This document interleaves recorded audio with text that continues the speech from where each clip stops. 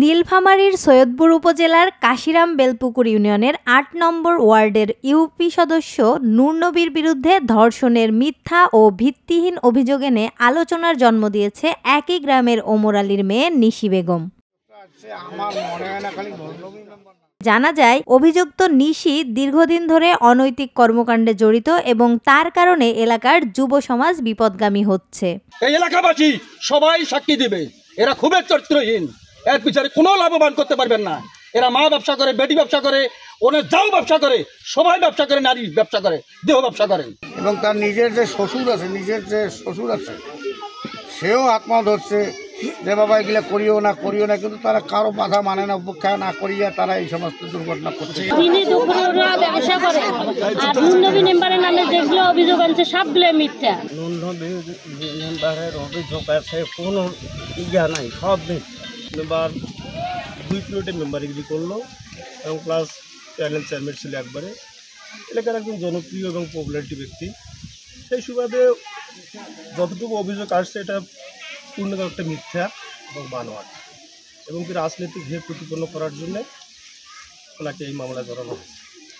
তাই আমাদের এলাকা এবং গ্রামবাসীর আকুল আবেদন এই মিথ্যা মামলাটাকে প্রত্যাহার করা। এখানে একটা ঘটনা ঘটছে, সেটা হচ্ছে নারী ঘটিত ঘটনা এবং এটা মিথ্যা এবং বানোয়াট।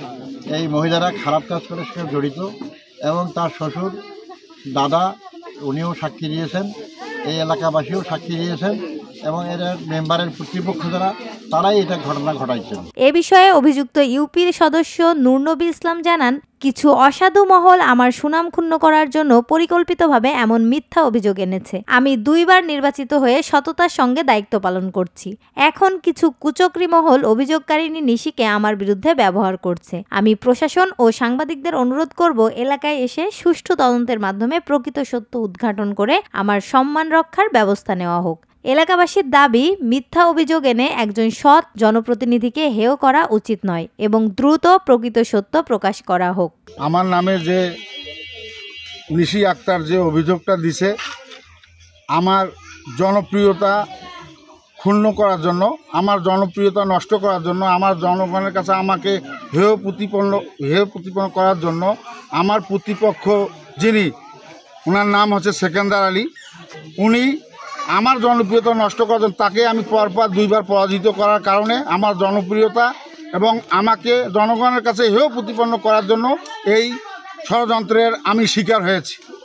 আমি আপনাদের মিডিয়া সাংবাদিক ভাইদের দৃষ্টি আকর্ষণ করে বলতেছি, আমি আপনাদের মাধ্যমে এই ষড়যন্ত্রকারীর আমার জন্য ন্যায় বিচারের আশাবাদী।